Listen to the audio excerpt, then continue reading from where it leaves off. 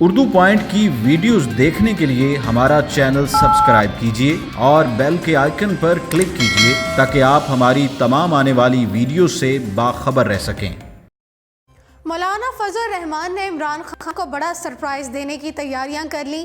آزادی مارچ سونامی کی طرح اسلام آباد پہنچنے کی کوششوں میں لگ گیا، سندھ سے بڑی مدد مل گئی۔ مولانا فضل الرحمان کا آزادی مارچ سونامی کی طرح شہر اقتدار اسلام آباد کی جانب روانہ ہو چکا ہے۔ سندھ سے شروع ہونے والے مارچ کی لمبی قطاریں سڑکوں پر رواں دواں ہیں اور پنجاب میں داخل ہو چکی ہیں۔ مولانا کو سندھ سے کثیر تعداد میں جالے متوالے اور جاں نثار مل چکے ہیں۔ ادھر مولانا فضل الرحمان کے آزادی مارچ کو دیکھتے ہوئے اسلام آباد میں حکومت مشنری نے خم ٹھوک لیے ہیں۔ کہا جا رہا ہے کہ مولانا فضل الرحمان کے ساتھ جو معاہدہ کیا گیا، مولانا نے اس کو تسلیم ہی نہیں کیا۔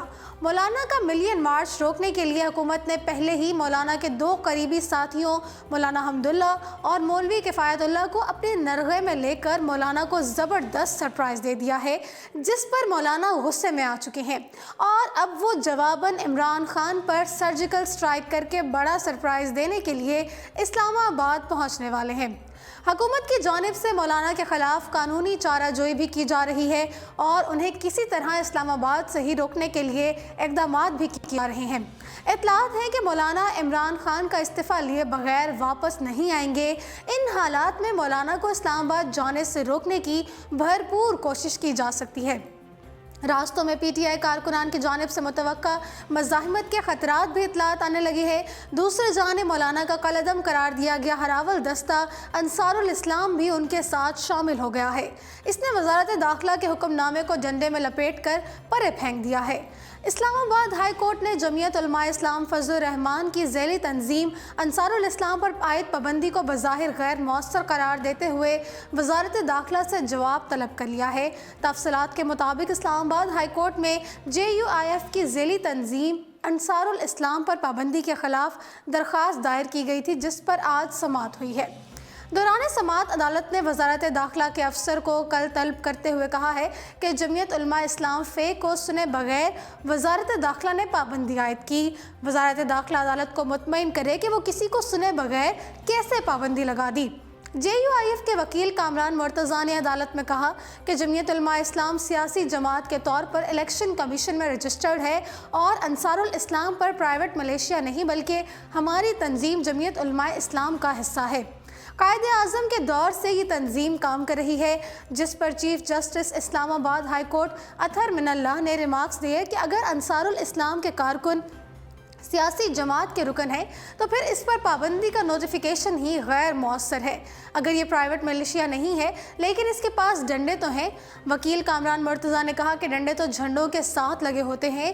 عدالت نے درخواست پر سماعت کے دوران استفسار کیا کہ وفاقی حکومت نے آپ کا موقف سنا بھی ہے یا نہیں۔ وکیل نے جواب دیا کہ وزارت داخلہ نے ہمیں سنے بغیر پابندی عائد کر دی۔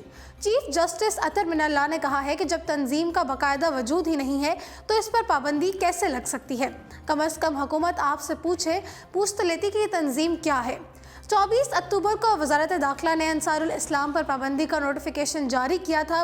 یہ بڑی عجیب بات ہے کہ ایک چیز موجود ہی نہیں اور اس پر پابندی عائد کر دی گئی۔ میری رائے کے مطابق تو یہ نوٹیفیکیشن ہی غیر مؤثر ہے۔ انصار الاسلام کے کارکن خاکی وردی کے بجائے سفید پہن لیں تو پھر کیا ہوگا؟ جس کے بعد عدالت نے وزارت داخلہ کے افسر کو طلب کرتے ہوئے کیس کی مزید سماعت کل تک ملتوی کر دی۔ یاد رہے کہ حکومت نے جمعیت علماء اسلام فے کی ذیلی تنظیم کو کالعدم قرار دینے کا فیصلہ کیا اور پابندی کا نوٹیفیکیشن جاری کر دیا تھا۔ انصار الاسلام کو کالعدم قرار دینے کی سمری وزارت قانون اور الیکشن کمیشن آف پاکستان کو ارسال کی گئی۔ ذرائع نے بتایا ہے کہ انصار الاسلام کو کالعدم قرار دینے کی سمری وزارت داخلہ نے بھجوائی۔ سمری میں کہا گیا کہ جمعیت علماء اسلام فے کی ذیلی تنظیم انصار الاسلام لٹ بردار ہے اور قانون اس کی اجازت نہیں دیتا۔ ذرائع کے مطابق جمعیت علماء اسلام فے کی ذیلی تنظیم انصار الاسلام پارٹی منشور کی شق 26 کے تحت الیکشن کمیشن میں رجسٹرڈ ہے، جبکہ دوسری جانب مولانا فضل الرحمان کی آزادی مارچ کو پنجاب میں داخل ہونے کی مکمل آزادی مل گئی ہے۔ آزادی مارچ کو پنجاب میں داخل ہونے پر کسی قسم کی رکاوٹ کا سامنا نہیں کرنا پڑے گا۔ آزادی مارچ کی شام کے وقت پنجاب آمد متوقع ہے۔ مولانا فضل الرحمان کی قیادت میں شہر قائد سے شروع ہونے والا آزادی مارچ اپنی اگلی منزل ملتان کی جانب بڑھ رہا ہے۔ مارچ پنواکل، گھوٹکی، ڈھرکی، اوباڑو سمیت دیگر اضلاع سے ہوتا ہوا ملتان میں داخل ہوگا۔ جمعیت علماء اسلام فے کی انتظامیہ نے سکھر سے اسلام آباد کے لیے پارٹی سربراہ مولانا فضل الرحمان کے لیے بم پروف کنٹینر بھی تیار کر لیا ہے۔ دوسری جانب سندھ اور پنجاب کی سرحد پر رکھے کنٹینرز ہٹا لیے گئے ہیں، جبکہ مارچ کی راہ میں رکاوٹ ڈالنے کے لیے کھڑی ٹریکٹر ٹرالیاں بھی قومی شاہراہ سے غائب ہیں۔